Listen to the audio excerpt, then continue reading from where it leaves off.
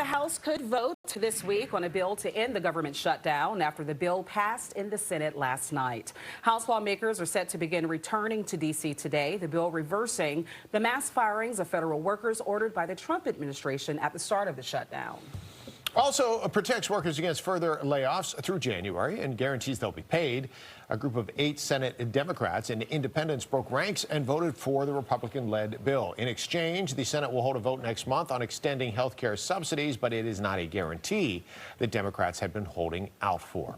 More concern for air travel ahead of the holidays. Now, hundreds of flights, as you are well aware, have been canceled recently and delayed during the FAA restrictions. And as the government prepares to reopen, operations could be slow to get back to normal. Fox 5's Melanie Allig, she's live this morning at Reagan National Airport with what we're seeing there. Mel, good morning.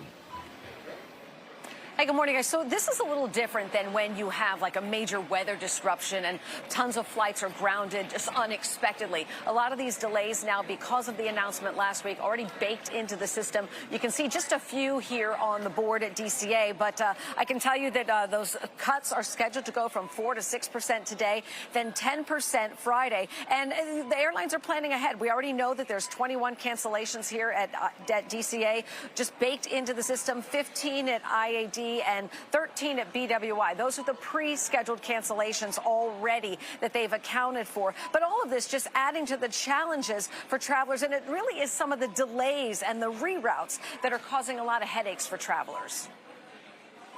Our crew was delayed coming out of Birmingham, and so it caused like cascading delays all the way through to Bangor. So we got there, we got on the plane, and then like I guess people had been on the plane so long, they're like, we don't want to be on the plane anymore. So we had already like pulled back from the gate, and then they pulled back in, got people off, and then happened again. You can tell everybody around the airport's kind of on heightened alert, you know, just kind of waiting around to see what's going on. Back to normal operations would be great. And so those 2 cell phone tower workers told me that they actually had been traveling since 2 a.m.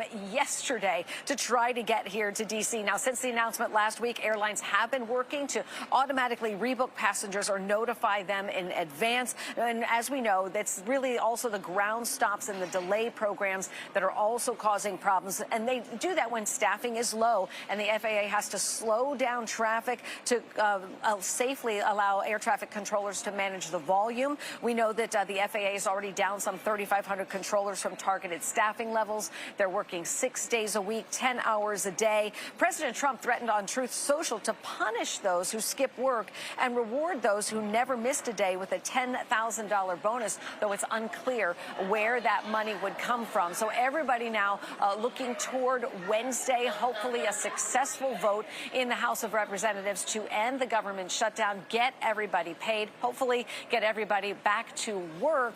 But Transportation Secretary Sean Duffy also warning that there's sort of a lag effect when it comes to the air transportation system. So it could still be a couple of days, a week or so until everything gets back to normal there.